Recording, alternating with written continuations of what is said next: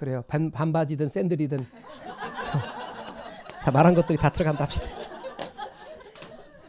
그러면 이렇게 종목이 많아. 얘가 2개야. 근데 종목이 이렇게 많아도 얘는 여름 상품이고 얘는 2개가 서로 다른 상품이라면 중요한 건 개수가 많은 게 중요한 게 아니라 이렇게 개수가 적더라도 서로 방향이 반대인 게 더 중요하다는 걸 말하고 싶은 거예요. 아셨죠? 이게 주식의 종목이라고 생각하잔 말이에요. 그러면 주식의 종목이라고 봤을 때 주식의 종목 수에 있어서 투자 대상을 다양화했는데 구성 자산 수도 중요하지만 더 중요한 건 상관계수라는 거예요. 그래서 구성 상품을 할 때 어떻게 구성 상품을 하느냐 할 때 여름 상품으로만 구성하는 것보다 여름 상품과 겨울 상품으로 구성한다면 종목에 있어서 오히려 위험을 줄일 수 있는 방법이 될 수 있다. 그런 걸 말하고 싶은 거예요. 그래서 기본적으로 포트폴리오에서 강조해야 될 게 요 4가지입니다. 첫 번째는 분산 투자인데 분산 투자를 통해서 무슨 위험을 줄이는 거예요? 비체계적 위험을 줄여야 되는 거예요. 그러기 위해서는 구성 자산수는 많이 해야 되는 거예요. 그럼 만약에 어떤 투자 대상이 예금과 주식과 채권으로 이렇게 투자를 했었는데 거기에다가 부동산 하나를 더 추가한다면 포트폴리오 효과는 커진다. 맞아요? 틀려요? 기본적으로 맞아요. 이해가셨어요? 단 이제 상관계수 따져야 된다는 거예요. 이해가셨죠? 근데 상관계수가 양의 값을 갖도록 음의 값을 갖도록 음의 값을 갖는 투자 대상이 좋다 그 말이에요. 그러니까 어느 투자 대상과 상관계수가 음의 값을 가질 때 우리는 포트폴리오 효과는 커진다. 이렇게 되는 겁니다. 상관계수는 이런 관계입니다. 예의 수익률과 예의 수익률의 움직임 방향을 측정하는 척도. 다시 예의 수익률과 예의 수익률의 움직임 방향. 그걸 측정하는 것이 뭐냐면 상관계수. 그런데 얘 수익률이 플러스일 때 얘도 수익률이 플러스. 그러면 같은 방향이죠. 얘 수익률이 마이너스일 때 같이 마이너스. 같은 방향일 때는 상관계수도 플러스라고 표현합니다. 그런데 얘가 수익이 날 때 얘가 손해, 얘가 손해일 때 얘가 수익. 그러면 움직임 방향이 반대죠. 그런 경우는 상관계수를 음의 값 마이너스로 표시합니다. 그러면 상관계수는 양의 값을 갖는 게 좋아요? 음의 값을 갖는 게 좋아요? 음의 값을 갖도록 하는 게 좋다. 말뜻 이해가 되셨나요?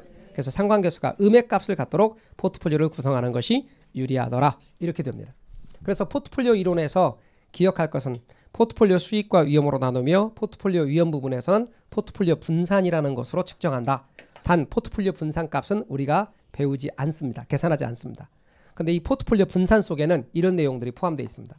기본적으로 분산 투자를 전제하고 그리고 무슨 위험을 줄이냐면 비체계적 위험을 줄여나갑니다. 비체계적 위험을 줄이니까 총위험도 줄어듭니다.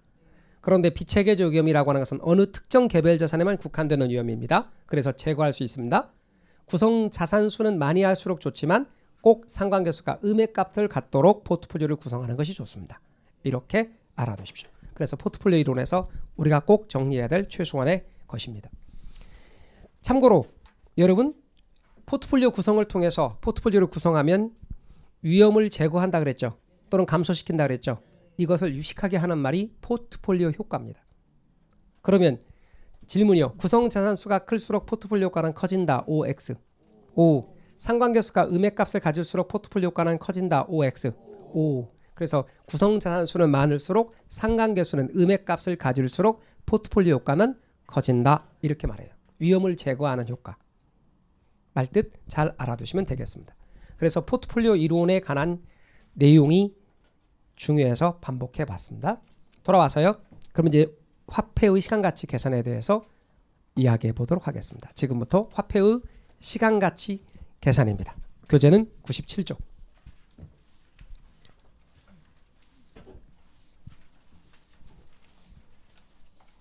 97쪽으로 가시면 화폐의 시간가치 계산에 대해서 이야기하죠.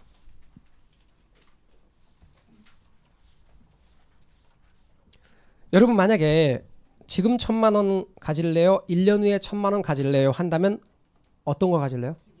지금 1,000만 원 가집니다. 왜 그렇죠? 왜 그렇죠? 왜 지금 1,000만 원 갔습니까? 화폐의 가치가 어떠해요?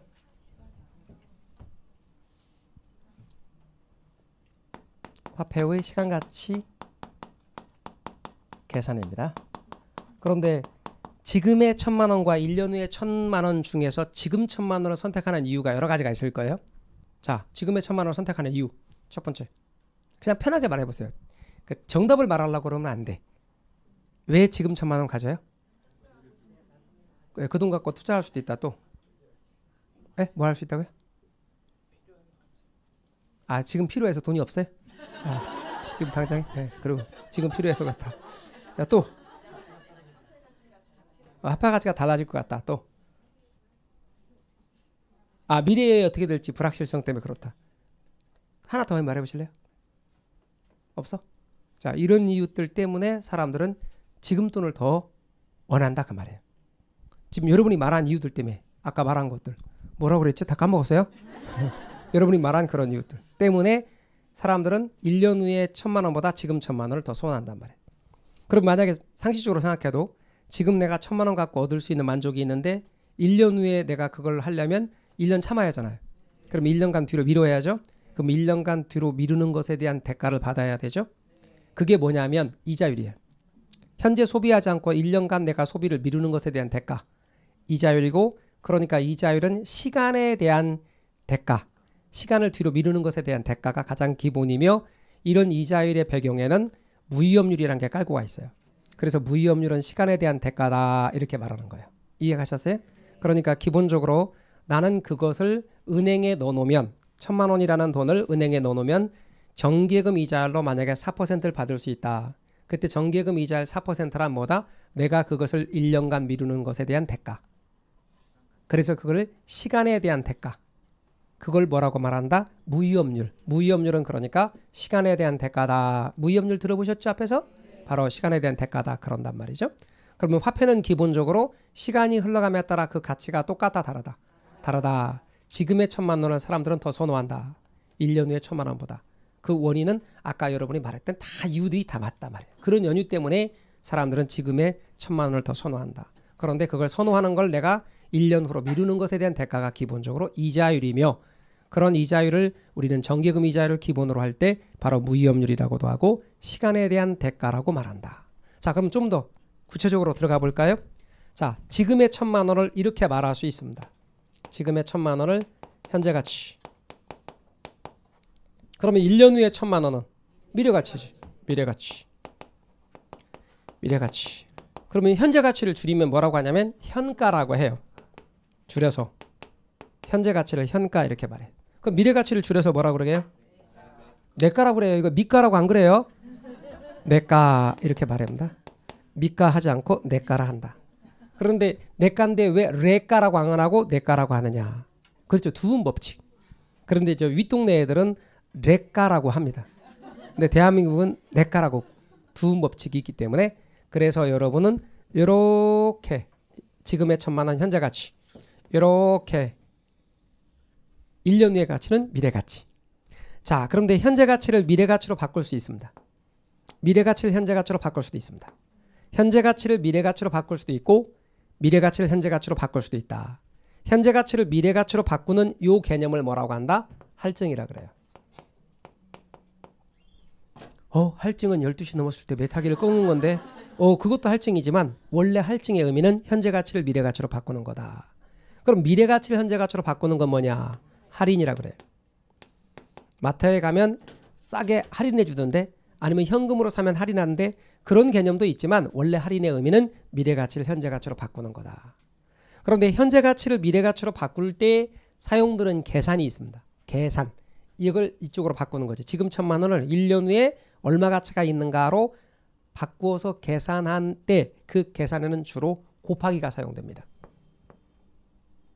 근데 1년 후에 그러면 그 금액이 있을 거야. 1년 후에 만약에 1,000만 원이라고 쳐봐요. 그러면 지금 돈으로 환산하면 1,000만 원보다는 작아야겠죠. 그렇게 1년 후에 1,000만 원 미래 가치를 지금 얼마인지 현재 가치로 바꿀 때 사용되는 계산은 주로 나누기가 사용됩니다. 그런데 일상에서는 저것이 원래 개념이었으나 일상에서는 이런 개념으로 사용되기도 합니다. 아까 말한 것처럼 일정 구간이 지나면 그때부터는 기본 금액에다 더해가는 방식. 그런 의미로 할증으로 더하기처럼 쓸 때도 있고요. 또는 마케팅에서는 원래 그 금액이 10,000원인데 현금으로 사면 9,500원에 살 수 있도록 깎아주는 개념, 마이너스 개념으로 쓸 때도 있습니다. 그래서 더하기나 빼기로 사용될 때도 있지만 원래적 의미 화폐의 시간가치 계산에서는 얘는 주로 곱하기고 얘는 주로 나누기입니다. 이해가셨습니까? 그런데 여러분 제가 곱하기는 곧잘 하신다 그랬어요. 두 번째로 잘하세요. 더하기 다음으로. 그런데 나누기는 진짜 두 손 두 발 다 듭니다. 전 나누기 나오면 진짜 여러분 막 거의 눈에 초점이 흐려지기 시작하고 조상님 만나고 그러면서 뭐라고 말하냐면 전 과목 다 합친 것보다 개론이 제일 어렵네요. 막 이런다고 나누기 나오면. 그래서 나누기를 곱하기로 바꿀 수 있습니까? 없습니까? 있죠. 나누기를 곱하기로 바꿔서 계산합니다. 이해가셨어요? 계산하기 편하도록. 그러면 이것도 곱하기로 나눠서 계산할 거다. 그러면 우리는 곱하기 값에 대한 계산을 잠깐만 해보겠습니다. 잠시 보겠습니다. 곱하기 값에 대한 계산입니다. 여러분 제가 이런 곱하기를 해보죠. 만일 이런 식이 있다고 합시다. 그런데 x가 10이라고 가정합시다. 그럼 y 얼마게요? 20입니다. 여러분 우리 여기 안 썼지만 이 속에 곱하기 있는 거 아시죠? 이렇게 곱하기 값입니다. 그래서 x가 10이면 y는 20. 그러면 x가 5면 y는 10입니다. x가 20이면 y는 40입니다. x가 결정되면 그에 따라 y가 결정되죠. 그래서 x를 뭐라고 말하고? 독립변수라 합니다. y를 뭐라고 말하고? 종속변수라 합니다. x를 원인변수라 합니다. y를 결과변수라 합니다. x를 자극변수라 합니다. y를 반응변수라 합니다. x에 따라서 y가 결정되니 x는 독립변수입니다. 독립적으로 결정됩니다. 근데 변할 수 있습니다. 10일 수도 있고 5일 수도 있고. 얘는 그에 따라 결정됩니다. 이에 따라 종속됩니다. 종속변수입니다. 그러면 x에 의해서 y가 결정된다 그랬습니다. 그러면 여기서 2는 뭘까? 2를 뭐라고 불러요? x나 y는 변하잖아요. 그래서 변수야. 그럼 y는 뭐냐? x나 y는 변수인데 2는 뭐냐 이거지. 자고 일어나도 2고 또 자고 일어나도 계속 2잖아. 그럼 늘 언제나 그 수잖아. 그래서 뭐라고 불러요? 상수라고 불러요. 이해 가십니까? 그런데 변수 앞에 있는 이 상수를 이렇게 말하기도 해요. 변수 앞에 있는 상수를 계수라고 말해요. 뭐라고 그래요? 계수라고 한다고요. 말 뜻 이해가 되셨죠? 그런데 우리는 말이죠. 이렇게 할 거예요. 현재 가치를 미래 가치로 바꾸거나 미래 가치를 현재 가치로 바꿀 거라고요. 다시 현재 가치를 미래 가치로 바꾸는 걸 할 거라고요. 이렇게. 현재 가치를 미래 가치로 바꾸거나 아니면 미래 가치를 현재 가치로 바꿀 거라고요. 미래 가치를 현재 가치로 바꾸는 계산. 이런 계산을 하거나 이런 계산을 할 거예요. 근데 이런 계산을 할 때 이 식의 위치를 제가 바꿔 써보기로 해요. 어떻게 바꿔 쓰느냐? 제가 x를 여기다 쓸게요. 이렇게. x를. 그리고 곱하기 2 이래 쓸 수 있어 없어요? 있죠. 그리고 이쪽에 y 이렇게 쓸 수 있다 없다? 있죠. 그러니까 y는 equal 2x를 제가 이렇게 쓴 거예요. 말뜻 이해가 되셨죠? 그러면 얘가 뭐예요? 방금 독립변수라니까. 얘는 종속변수고 그럼 얘는 뭐고? 상수인데 계수란 말이에요. 그러면 제가 그 구조로 똑같이 쓸 거예요. 현재 가치가 주어지고 미래 가치 구하라 하겠죠. 그러면 주어진 게 현재 가치지. 여기 이렇게 현재 가치가 주어지지. 그리고 뭐를 구하라 그래? 미래 가치를 구하라 하겠지. 그런데 제가 현재 가치를 미래 가치로 바꿀 땐 곱하기가 사용된다 그랬죠. 곱하기. 그러면 여기에 뭐가 나와야 돼? 개수가 나와야. 이게 개수니까 개수가 나와야겠지. 이렇게. 이해 가셨어요? 그 다음에 또 하나는 미래 가치가 있어. 이렇게. 시험지에 미래 가치가 주어지는 거예요. 그리고 우리 보고 현재 가치를 구하라고 한단 말이에요. 미래 가치가 주어지고 현재 가치 구하시오. 근데 원래 나누기겠지만 저걸 곱하기로 바꿨다 그랬죠. 그럼 곱하기를 여기다 쓰잔 말이에요. 그럼 여기 뭔가 개수가 나오겠지. 그러면 질문해 봅시다.